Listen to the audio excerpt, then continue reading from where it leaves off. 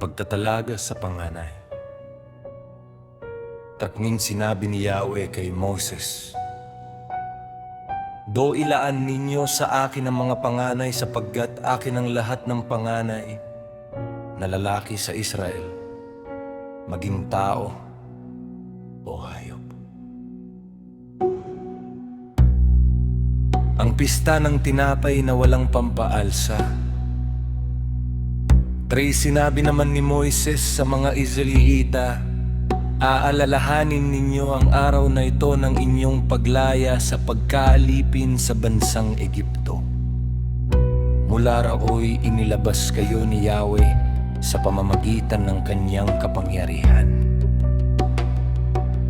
Huwag kayong kakain ng tinapay na may pampaalsa.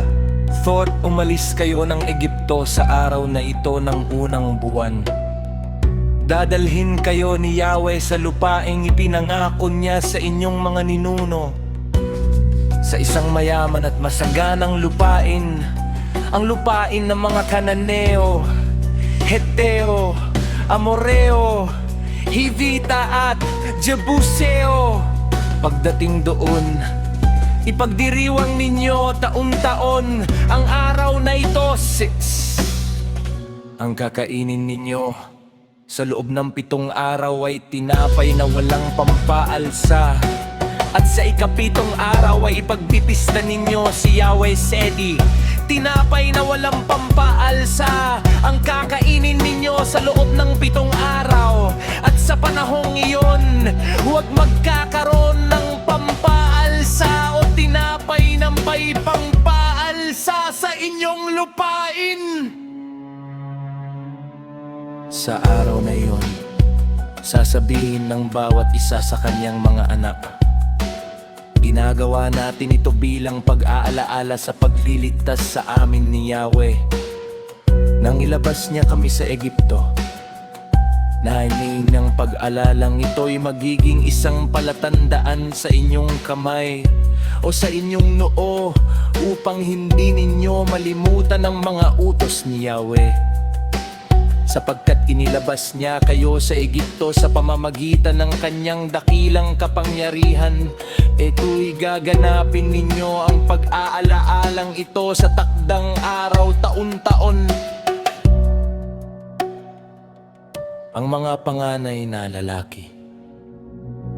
Loden, dadalhin kayo ni Yahweh sa lupain ng mga Kananeo, sa lupaing ipinangako niya sa inyo at sa inyong mga ninuno. Pagdating doon, bakset ibukod ninyo para sa kanya ang lahat ng panganay na lalaki. Kanya rin ang lahat ng panganay na lalaki ng inyong mga hayop. Toten, lahat ng panganay na lalaki ng mga asno ay tutubusin ninyo ng tupa. Kung ayaw ninyong tubusin, baliin ninyo ang lihig nito.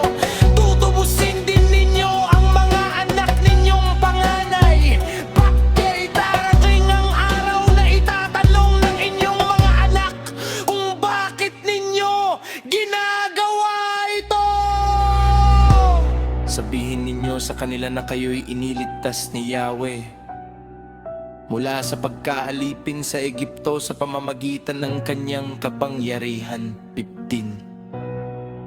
Sabihin ninyo na nang magmatigas ang Faraon at ayaw kayong payagang umalis sa Ehipto, pinatay ni Yahweh ang lahat nilang panganay, maging tao o hayop.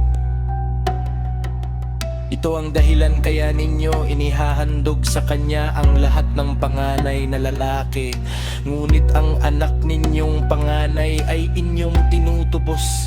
16. Ang paghahandog na ito'y magsisilbing palatandaan tulad ng tatak sa inyong kamay o sa inyong noo.